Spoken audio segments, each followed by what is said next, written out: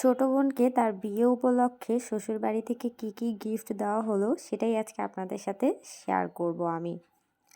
Gift বলতে jewellery আর কি। তো হ্যালো এভরিওয়ান, আসসালামু আলাইকুম। আমি জান্নাতুল ফেরদৌস সাউদিয়া জান্নাতুল ডেইলি ব্লগ পেজ থেকে চলে আসলাম। ছোট বোনের বিয়েতে তার শ্বশুরবাড়ি থেকে কি কি জুয়েলারি দেওয়া হলো সেটাই আজকে আপনাদের সাথে শেয়ার করব। তো প্রথম অবস্থায় তারা একটা ব্রেসলাইট পরায় দিল। আমার তাদের ব্যাপারগুলো খুব বেশি ভালো লাগছে। তো এই কথাটা আমি পরে বলি আর কি। তারপর দেখেন এখানে একটা তাকে চেন পরিয়ে দেওয়া হচ্ছিল। আসলে হার, তারপর চূড়, বড় বড় নেকলেস এগুলো নেওয়া মানে আমি মনে করি বৃথা, এবং আমার বোনের সাথে আমি একমত। কারণ এগুলো নিলে সবসময় এগুলো সচরাচর পরা হয় না। তাই ও তার পছন্দ মতো জিনিসগুলো তাদের কাছ থেকে নিয়েছে। যেহেতু তার বাসা থেকে তাকে একটা হার দেওয়া হয়েছে, 2টা চূড় দেওয়া হয়েছে, অনেক গোল্ডই দেওয়া হয়েছে। তো সে তার শ্বশুরবাড়ি থেকে বলেছিল যে এমন কিছু দিতে যেগুলো সে ইউজ করতে পারে সব সময়।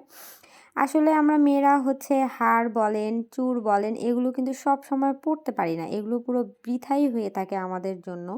তো এখানে ওকে একটা ব্রেসলাইট দেওয়া হয়েছে, একটা খুব সুন্দর চেন দেওয়া হয়েছে, একটা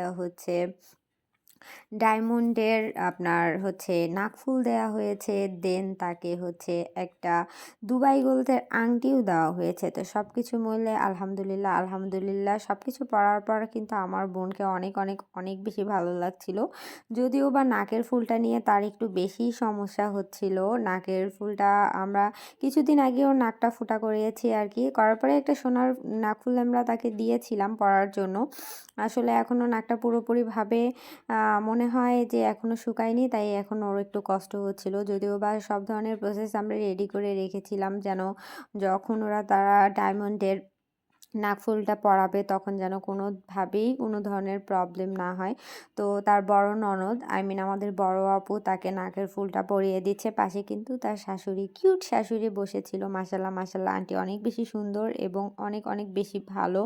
আর এখানে এই যে বড় আপু ডায়মন্ডের ফুলটা পরিয়ে দিতে চাচ্ছে, এবং পাশ থেকে ভাইয়া অবশ্য বলছিল যে তোমার পরার দরকার নেই, ও নিজেরটা নিজেই পরে নেক। তারপরেও একটা ফটোশ্যুটের ব্যাপার ছিল, আমাদের ভিডিও শ্যুটের ব্যাপার ছিল। তো ওগুলোর কারণে আর বারবার দেখেন নাকফুলটা পড়ে যাচ্ছিল। এক পর্যায়ে তো ভাবছিলাম নাকফুলটা হারিয়ে যায় কিনা। তো যাই হোক, আল্লাহর রহমত নাকফুলটা একবারেই সাদা, আর ওর ড্রেসটা মেরুন কালারের কারণে আসলে বারবারই দেখা যাচ্ছিল। আর দেখেন আলহামদুলিল্লাহ অবশেষে আপু তাকে ডায়মন্ডের নাকফুলটা একটু ধরেছিল আর কি, পুরোপুরি পরায়নি। আর ও নিজে থেকেই ডায়মন্ডের নাকফুলটা পরেছে। পাশ থেকে অবশ্য তার ফুফাতো বোনও একটু হেল্প করেছিল। আর ওকে নাকফুলটা পরার পর কিন্তু খুবই সুন্দর লাগছিল। আর ও আমার কাছে একটু ভেসলিন চাচ্ছিল আর কি।